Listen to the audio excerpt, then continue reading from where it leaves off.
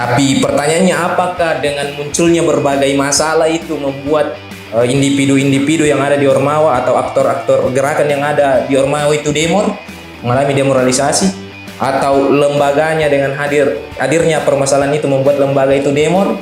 Makanya penting melihat dan membaca kondisi kader, karena dia nantinya akan menjadi tulang punggung gerakan ini. Maka yang seharusnya dipertanyakan adalah bagaimana proses pembentukan kadernya, bagaimana proses pengembangan potensi kadernya. Dapat dikatakan bahwa tidak bisa hanya sekedar diberatkan pada kemampuan dasar si kader ini, tentu juga dipengaruhi oleh sosok si pengadir dari kampusnya ini. Apakah berhasil melakukan kaderisasi dengan baik atau tidak, sehingga terbentuk kadernya ini dengan baik, atau malah sebaliknya. Iya, betul.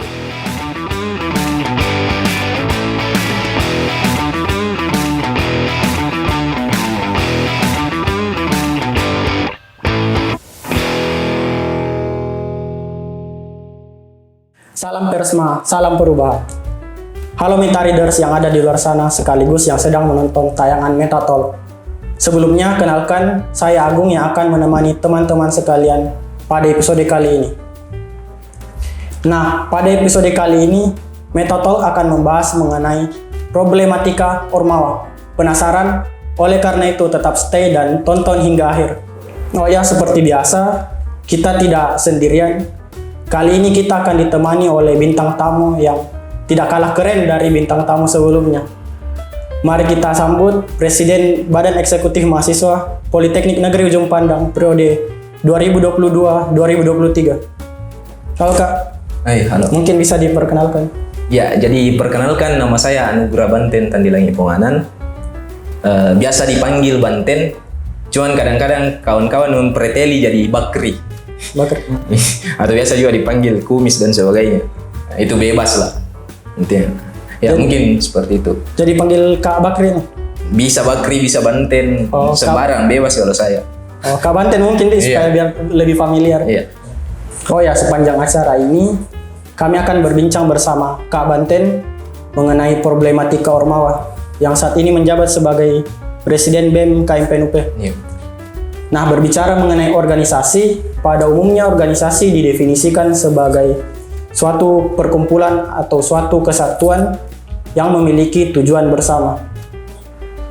Nah, keberadaan organisasi, khususnya organisasi kemahasiswaan yang bergerak di kampus, sangatlah penting adanya. Namun, akhir-akhir ini kondisi organisasi kampus terlihat tidaklah kondusif dan terlihat abstrak oleh sebagian mahasiswa. Nah, berbicara mengenai organisasi ini tentunya berbicara mengenai kader yang ada di dalamnya. Menurut kakak sendiri, seperti apa kondisi kader yang ada di organisasi saat ini, khususnya di PNUP? Oh ya, terima kasih kawan. Jadi pada sesi kali ini kita mendiskusikan mengenai permasalahan Ormawa ya. Iya. Ya, jadi permasalahan itu kan, saya mencoba mendefinisikan dulu. Permasalahan itu kan ketidaksesuaian antar harapan dengan realitas. Atau kesenjangan antara kondisi yang hadir dengan kondisi yang seharusnya. Nah, jadi kalau berbicara lembaga ya tentu selalu diperhadapkan dengan berbagai macam masalah ini. Apalagi lembaga Ormawa kan punya keterkaitan erat dengan perubahan sosial. Tapi pertanyaannya, apakah dengan munculnya berbagai masalah itu membuat individu-individu yang ada di Ormawa atau aktor-aktor gerakan yang ada di Ormawa itu mengalami demoralisasi? Atau lembaganya dengan hadirnya permasalahan itu membuat lembaga itu demon? Ya, aku pikir tidak. Karena dengan hadirnya permasalahan itu sebagai bentuk, kalau bilang kakanda-kakanda biasa, bagian dari berproses toh. Yang dimana mungkin kata berproses itu maksudnya adalah kita ini terbentur dulu dengan masalah sehingga kita bisa terbentuk ini toh. Kan menurutnya Tan Malaka begitu, bahwa ya terbentur hingga terbentuk. Nah, mungkin itu dulu pengantarnya.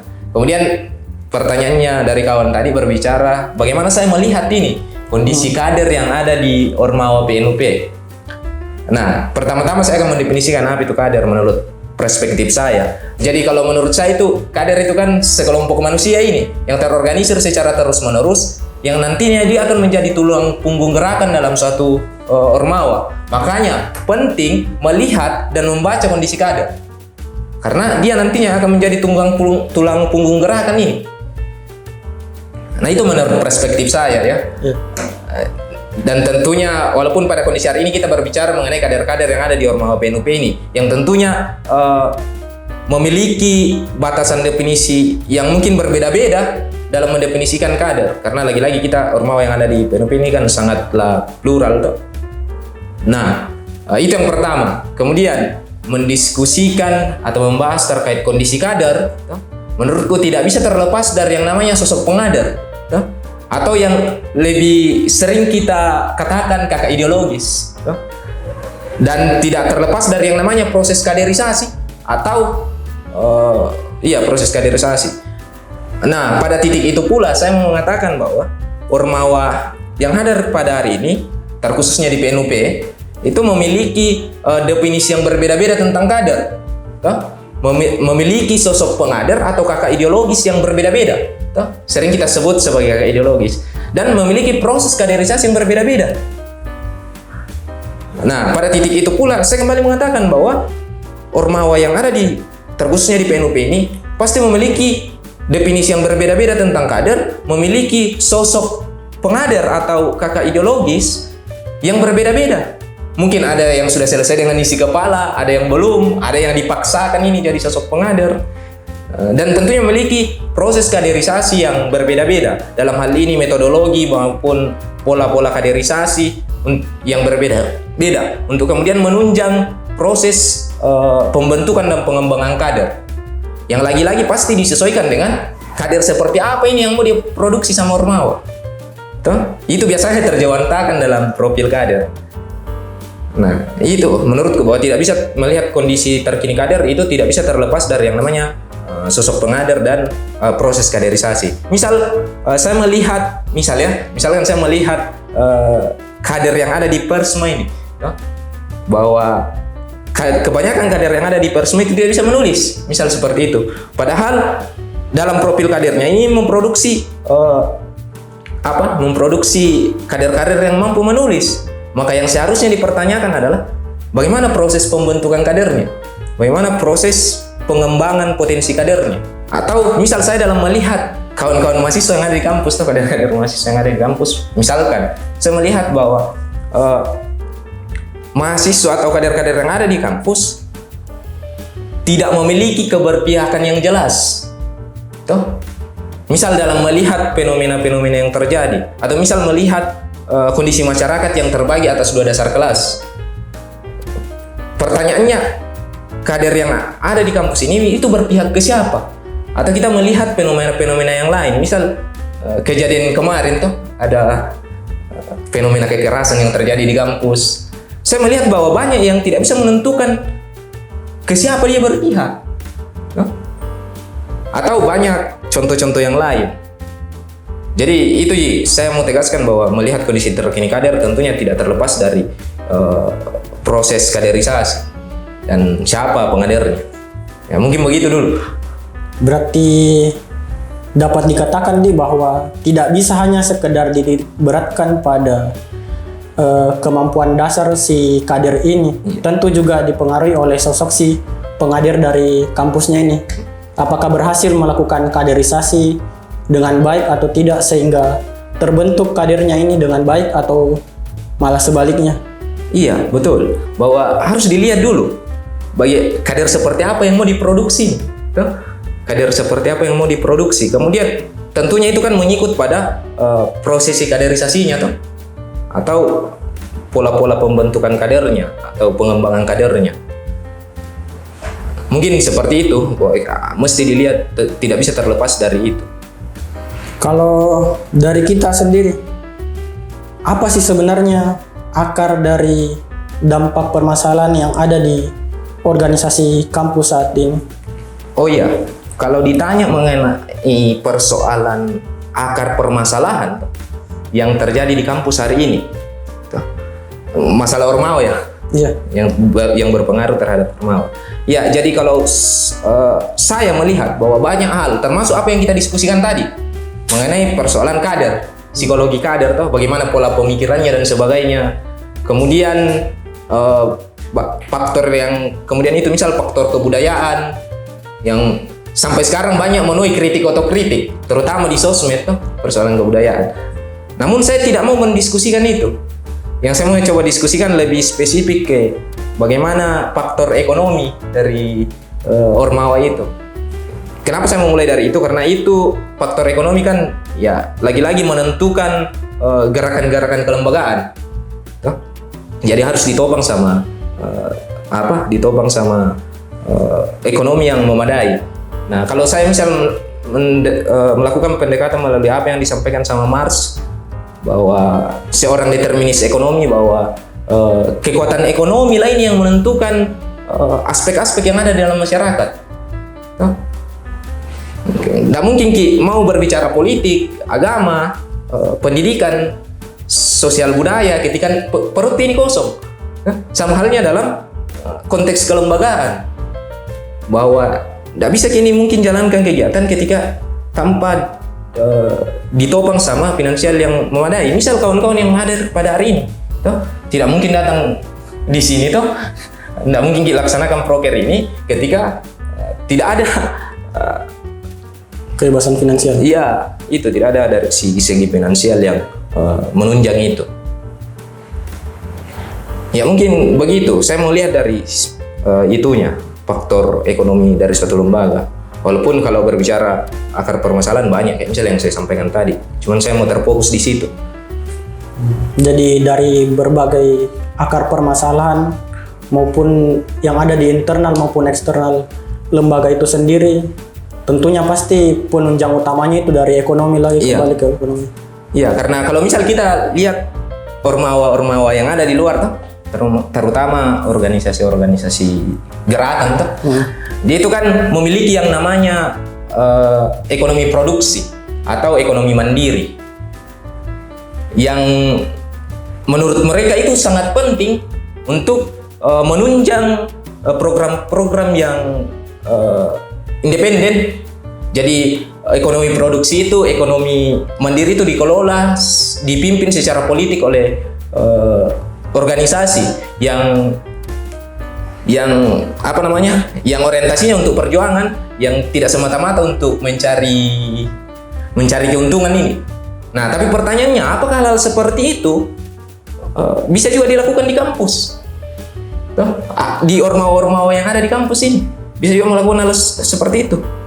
Ya, pertanyaannya, kalau jawabannya adalah bisa saja. Cuman kalau menurut saya kita harus punya yang namanya suatu kesadaran politik, yang dimana persoalan ekonomi itu kan kita harus tetap bebankan kepada institusi, karena yang bertanggung jawab itu adalah institusi.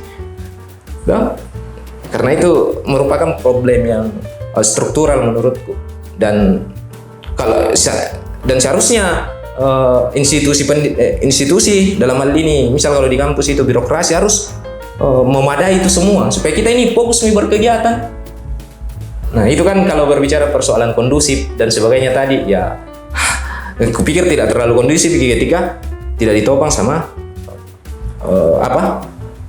perekonomian yang memadai, yang biasa kita kenal dengan dana lembaga. Kayak misal kita tidak usah jauh-jauh, saya ambil satu contoh. Misal yang seharusnya kita ini berfokus pada pengembangan kader, berfokus pada pengembangan kader, potensi kader, tapi ya waktu itu lebih banyak terbuang dari proses mencari dana ini, yang seharusnya itu menjadi tanggung jawab institusi. Makanya kita harus punya kesadaran politik untuk mendorong itu supaya yang bertanggung jawab sepenuhnya di sini adalah birokrasi.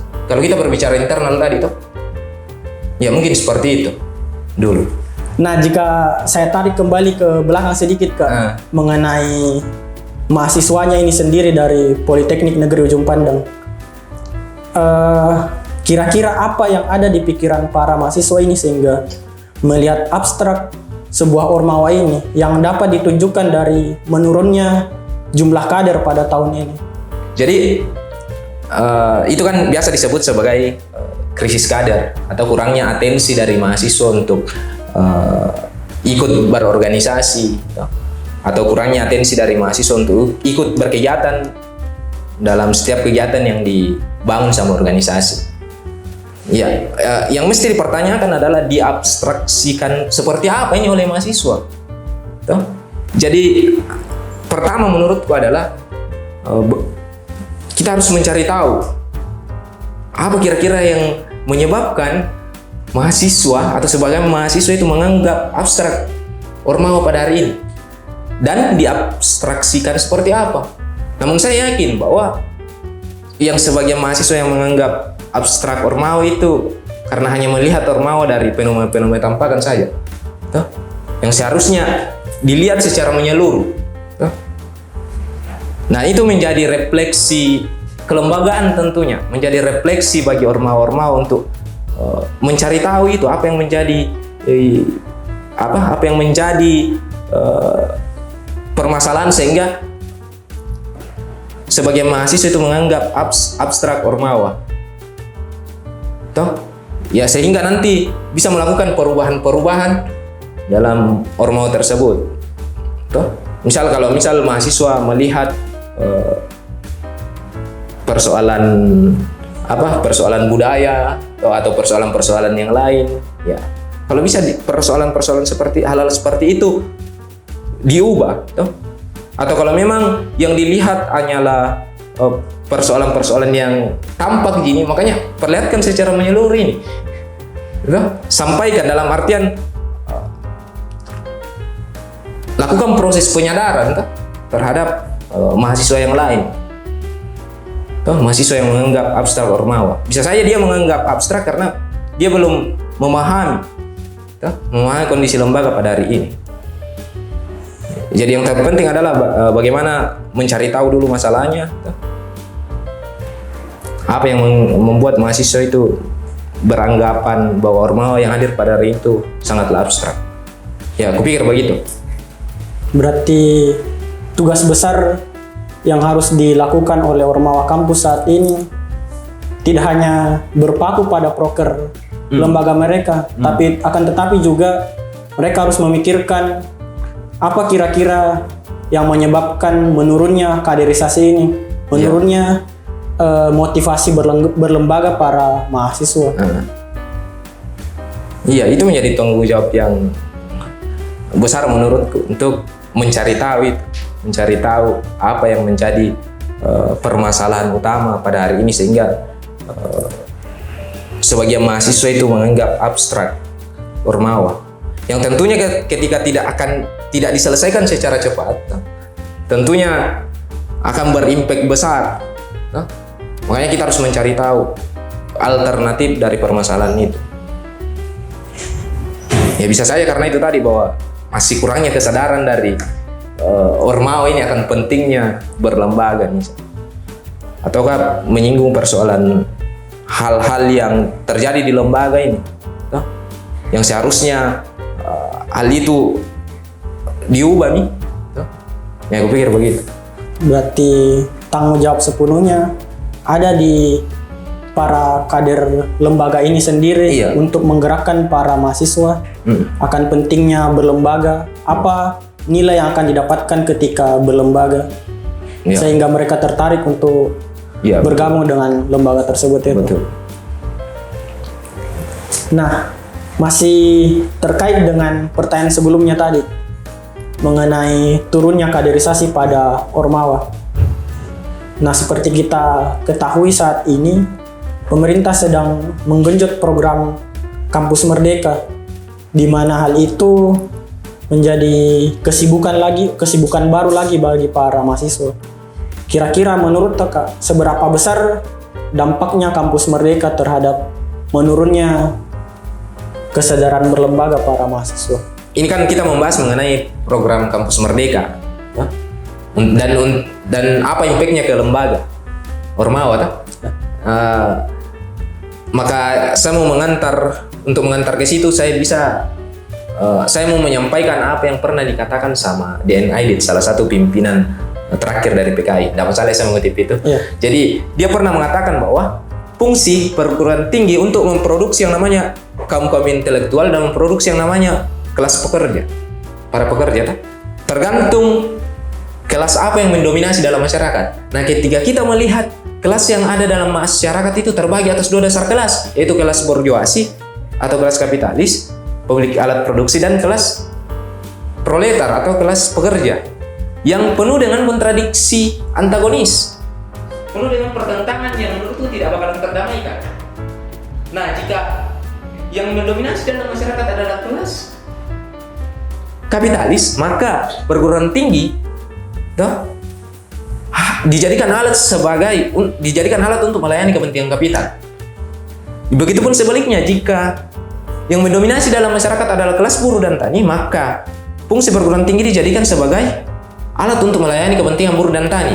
Nah, ketika kita melihat pendidikan kita hari ini, bahwa pendidikan kita hari ini semata-mata melayani kepentingan kapitalisme, yang pada dasarnya orientasi dari pendidikan itu untuk mencerdaskan dan memanusiakan manusia. Tapi itu bergeser. Jadi pendidikan hari ini yaitu dijadikan sebagai ladang bisnis, dan mengikuti logika pasar. Nah, proses hegemoni kapitalisme itu bisa kita lihat dalam proses industrialisasi pendidikan, yang dimana kampus ini mendapatkan uang dan bagaimana caranya untuk melakukan akumulasi keuntungan tanpa batas. Kemudian format dari pendidikan pada hari ini itu dalam skenario kapitalisme, yang dimana peserta didik itu, kita ini sebagai mahasiswa diarahkan untuk beradaptasi dengan industri. Kemudian yang selanjutnya itu bahwa mungkin agak teoritis ya, tapi untuk mengantar ke situ aku pikir tidak ada masalah. Nah, pada kondisi hari ini kan Nadiem Makarim sebagai Menteri Pendidikan dan Kebudayaan itu mengeluarkan 4 program kebijakan yang bertajuk Kampus Merdeka. Walaupun saya tidak tahu letak kemerdekaannya di mana. Nah, yang pertama itu kan mempermudah perguruan tinggi membuka akreditasi baru.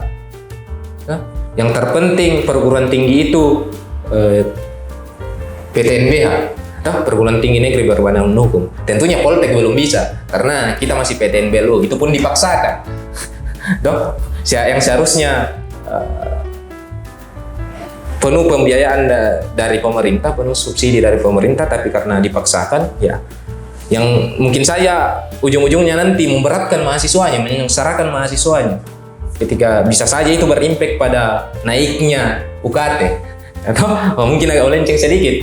Kemudian yang kedua itu programnya mempermudah universitas untuk menjadi PTNBH, yang dulunya kalau tidak salah harus akreditasi akreditasi A, sekarang akreditasi B juga kayaknya sudah bisa. Kemudian yang ketiga itu berbicara persoalan perguruan tinggi ini diberikan kemudahan untuk memperbarui akreditasinya, yang dimana kalau dulu itu kan harus 5 tahun untuk mengajukan pembaharuan akreditasi, sekarang itu sudah bisa 2 tahun. Nah, kemudian poin yang keempat itu, ini yang banyak berimpact ke lembaga menurutku, yaitu persoalan bahwa mahasiswa diberikan kebebasan untuk belajar di luar mata kuliahnya selama 3 semester. Atau kalau kita mungkin di vokasi itu 1 semester ya kalau tidak salah, kalau di kampus itu sekitar 6 bulan. Nah, baik itu dalam program magang dan sebagainya, terus langsung di proyek misalnya, atau dalam bentuk kewirausahaan. Nah, itu kupikir yang akan berdampak ke lembaga, karena misal kita di politeknik yang waktu produktivitas berlembaga itu 3 semester gitu, misal D3 yang 3 semester atau 2 semester terpotong dengan itu. Misal harus mengikuti program Kampus Merdeka selama 1 semester, ya waktu berlembaganya 2 semester atau malahan 1 semester. Jadi waktu produktivitas untuk berlembaga itu semakin berkurang. Kemudian yang kedua yang kawan sampaikan tadi, bahwa semakin membuat mahasiswa ini terhegemoni, sehingga atensinya untuk ikut berlembaga itu turun drastis. Karena di sisi lain kampus Merdeka ini memberikan program-program yang ya mungkin banyak yang mengatakan bahwa itu menggiurkan karena banyak benefit, sertifikat dan sebagainya, bisa langsung diterima kerja semenjak selesai kuliah. Ya, itu menurutku poin keempat yang sangatlah berpengaruh terhadap kondisi lembaga pada hari ini. Bahwa poinnya dua. Yang pertama, kurangnya waktu produktivitas berlembaga untuk kawan-kawan mahasiswa. Kemudian ya bisa saja membuat mahasiswa untuk semakin semakin turun atensinya untuk ikut berkegiatan di lembaga. Ya, aku pikir begitu. Berarti jika dikatakan saat ini bahwa ada upaya dari pemerintah dengan program-program yang ada sekarang ini, pemerintah ingin berupaya mencetak kaum-kaum pekerja bagi para kapitalis yang berorientasi pada bisnis ini, maka tidak berlebihan jika dikatakan seperti itu.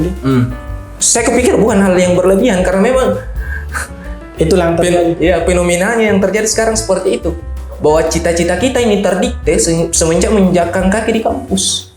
Tuh, dengan mengikuti arus kapitalisme. Tuh. Jadi ya program Kampus Merdeka menurut saya ya, mengkondisikan mahasiswa untuk bagaimana beradaptasi dengan dunia industri. Tuh. Cuman kembali lagi saya mengatakan bahwa kan di sisi lain kampus ini menurutnya Aidit tadi bahwa harus memproduksi kaum-kaum intelektual yang dimana ketika mengikuti program-program Kampus Merdeka itu kan hanya dilatih secara mekanis saja, secara pola pikir kan belum tentu. Makanya penting di situ ormawa, penting di situ ormawa. Yang terpenting adalah jangan mengintervensi kadernya untuk tidak mengikuti mengikuti program Kampus Merdeka. Toh? Karena lagi-lagi bahwa ormawa kan tidak bisa membiayai kebutuhan hidup dari setiap kader. Toh? Yang terpenting adalah bagaimana membukakan ruang-ruang kontrahegemoni. Toh? Ruang-ruang kontrahegemoni. Karena kalau menurutnya Peter Ma itu hegemoni itu tidak selalu sempurna. Pasti selalu ada celah untuk membukakan ruang-ruang kontrahegemoni. Jadi ya coba perbanyak diskusi yang membahas tentang kapitalisme, misal perbanyak diskusi mengenai kenapa program Kampus Merdeka ini hadir. Tuh. Saya pikir itu yang semestinya harus dilakukan. Jangan membatasi kader untuk tidak mengikuti program Kampus Merdeka. Tergantung kita lagi bagaimana membukakan ruang-ruang kontrahegemoni. Karena ya seperti itu tadi, kebanyakan mahasiswa itu sudah terhegemoni dengan arus kapitalisme. Menjadi kontradiksi juga bagi mahasiswa ini ketika ingin bergabung dengan ormawa, meningkatkan intelektualitasnya secara kritis, namun harus juga disibukkan dengan skill mekanis yang disampaikan tadi, bahwa mahasiswa ini setelah lulus ke depannya tentunya ingin bekerja yang secara tidak langsung dari bisnis kapitalis ini. Yang mau tidak mau mahasiswa dipaksa untuk ada di situ untuk melanjutkan kehidupannya selanjutnya. Jadi kan Bung tadi menyampaikan bahwa dengan hadirnya program Kampus Merdeka ini membuat mahasiswa itu semakin dilema antara fokus berkegiatan di ormawa atau mengikuti program Kampus Merdeka, yang menurutku Kampus Merdeka ini banyak menawarkan benefit ya, misal gaji ataupun misal sertifikat, dipermudah ketika terjun langsung nanti di industri dan sebagainya. Ya, makanya penting bagi lembaga untuk kemudian melakukan membuka ruang-ruang kontrahegemoni untuk melawan dominasi dari kapitalisme ini. Karena lagi-lagi yang namanya hegemoni kan menurutnya Peter Mayo tidaklah sempurna. Pasti ada ruang-ruang ada celahnya untuk melakukan yang namanya kontra hegemoni. Ya, yang terpenting adalah jangan mengintervensi untuk tidak mengikuti program itu. Karena menurutku juga program ini kan juga enggak diharuskan gitu, setahu saya. Itu kan pilihan. Nah, cuman lagi-lagi bahwa banyak menawarkan sesuatu yang kalau kita berpikir pragmatis ya, mau kerja ini kalau ikut gini ya, Baranasa kerja atau. Nah, cuma lagi-lagi ya, apakah tujuan kita berkuliah hanya untuk bekerja saja? Aku pikir kan tidak. Banyak hal yang lain. Ya, pikir begitu. Menyinggung di awal tadi yang saya katakan bahwa Ormawa kampus saat ini terlihat kurang kondusif. Kira-kira menurut Taka, adakah suatu parameter untuk sebagai ukuran bahwa Ormawa ini berhasil atau tidak? Jadi kan pertanyaannya menurut saya itu mengenai parameter Ormawa itu dikatakan Kondusif. Jadi kalau menurut saya ketika Ormawa itu sudah mampu lepas dari belenggu-belenggu itu tadi yang kita sampaikan, permasalahan-permasalahan itu tadi. Karena permasalahan-permasalahan itu yang kemudian membuat Ormawa tidak kondusif. Jadi makanya dibutuhkan ini emansipasi di wilayah akar-akar permasalahan ini. Perlu mengemansipasi permasalahan-permasalahan yang hadir. Misal kalau kita kan berbicara di kampus tadi misal yang menghambat kita pada hari ini atau yang membuat Ormawa tidak kondusif karena adanya kebijakan-kebijakan yang dikeluarkan sama pihak birokrasi yang membuat gerakan kelembagaan itu yang berpengaruh terhadap gerakan-gerakan kelembagaan, maka kita harus mengemansipasi itu. Emansipasi itu kan proses pembebasan, bebas dalam artian tidak mengganggu kebebasan yang lain ini, tapi membebaskan. Misal kalau dalam konteks luas ini membebaskan manusia dari belenggu-belenggu penindasan, misal persoalan ekonomi, budaya, sosial, politik dan sebagainya. Atau kalau dalam konteks pendidikan membebaskan manusia dari belenggu-belenggu kebodohan dan kesenjangan umat. Atau kalau dalam konteks kelembagaan itu membebaskan lembaga dari hak-hak yang seharusnya didapatkan.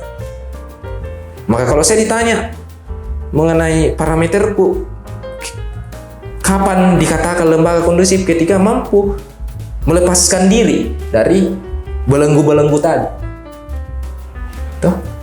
Atau kondusif menurut kawan-kawan ketika tidak ada ini dana lembaga yang turun dari birokrasi. Atau kondusif kira-kira gerakan-gerakan ketika kita ada di realitas di mana waktu kuliah itu padat dan waktu berlembaga itu dipersempit. Kan kupikir hal seperti itu yang mempengaruhi, membuat lembaga tidak kondusif. Atau misal persoalan UKT itu melambung tinggi, tapi fasilitas kelembagaan atau dana lembaga itu stagnan atau malahan turun.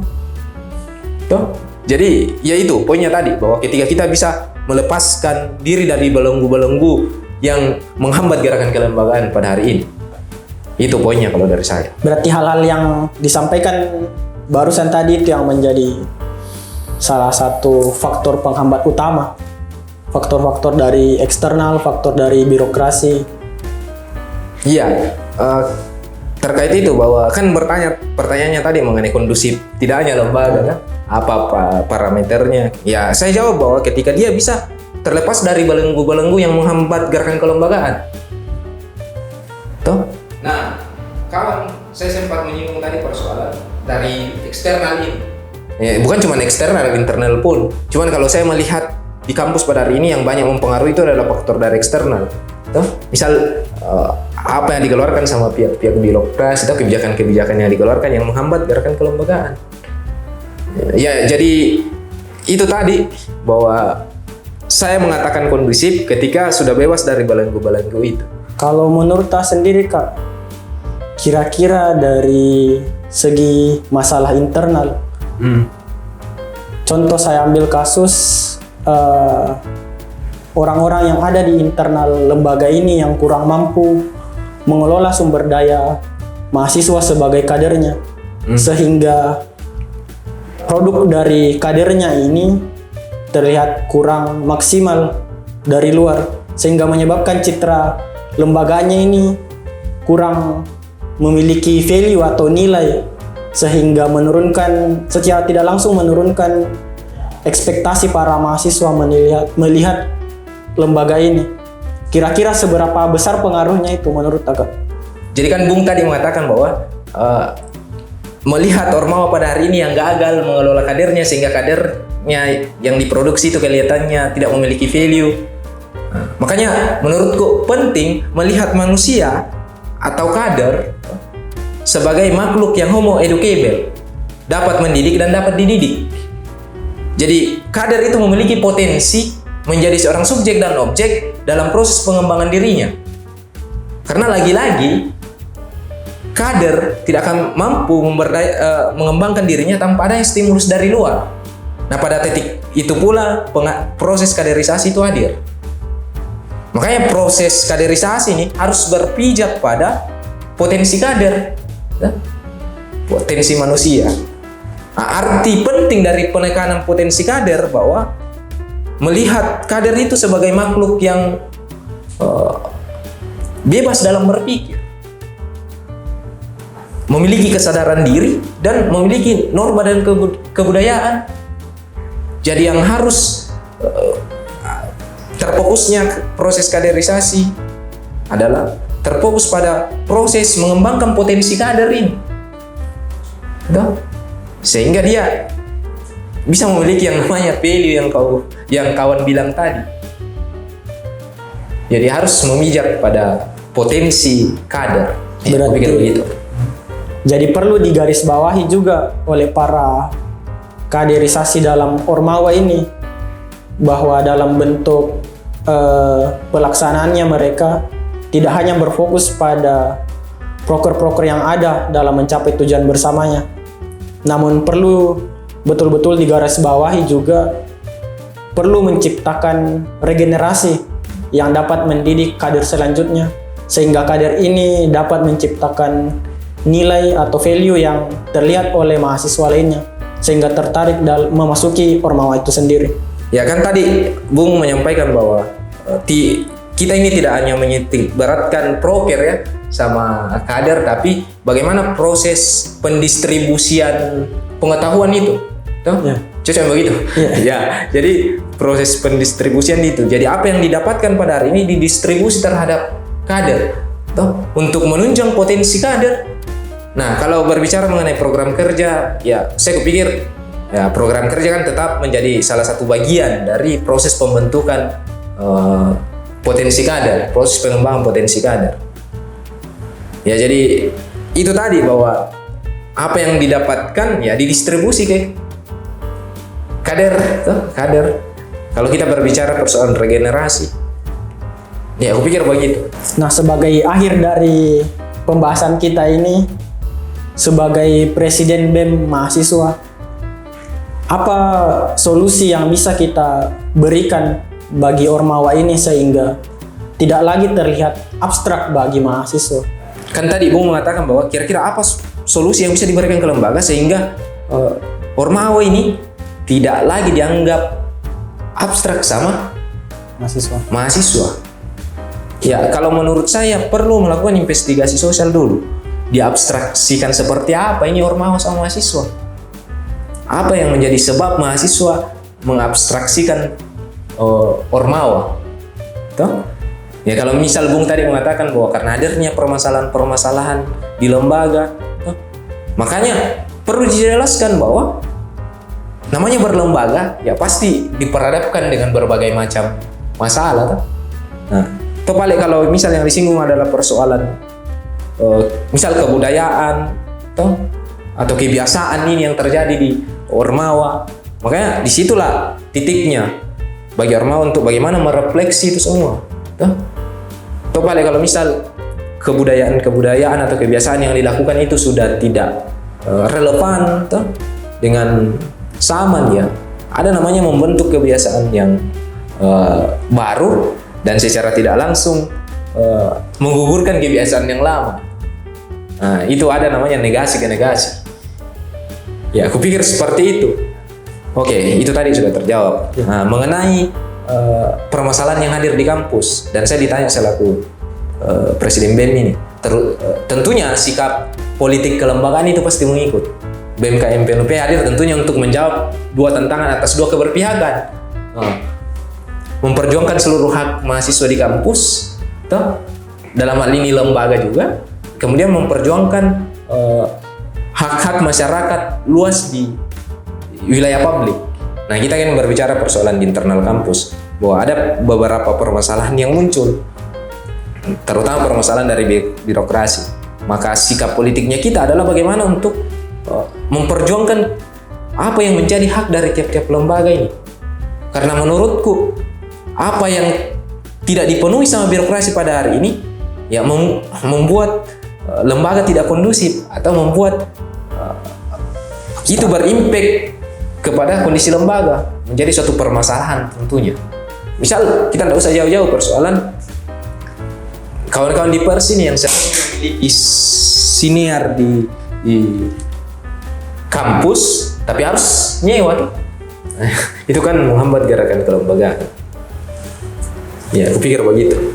Berarti sangat penting ini bagi para ormawa untuk bisa menganalisa problematika yang muncul sebagai hambatan dalam proses kaderisasi ini, dan para mahasiswa juga ini yang masih ragu dalam berorganisasi, dalam berlembaga, perlu memikirkan bahwa sebenarnya problematika atau masalah yang dihadapi oleh ormawa ini adalah suatu bentuk proses dalam membentuk kader yang kritis ini.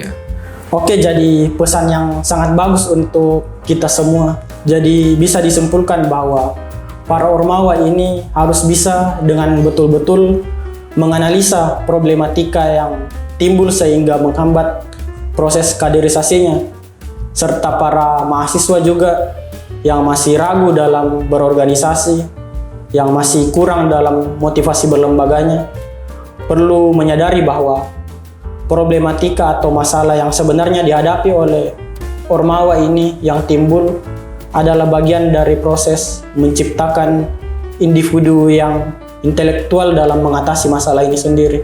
Baiklah, sepertinya kita sudah di akhir acara Meta Talk episode 12 kali ini. Terima kasih kepada Kak Banten yang telah menyempatkan untuk hadir dan sharing bersama kami. Buat teman-teman, jangan lupa like, komen, share, dan subscribe YouTube kami di Redaksi Metanoia. Dan dengarkan di Spotify Meta Talk, serta nantikan info-info menarik melalui portal berita kami di www.metanoia.id. Jangan lupa follow media sosial kami yaitu @persma_pnup. Sampai jumpa di Meta Talk selanjutnya. Salam Persma, salam perubahan.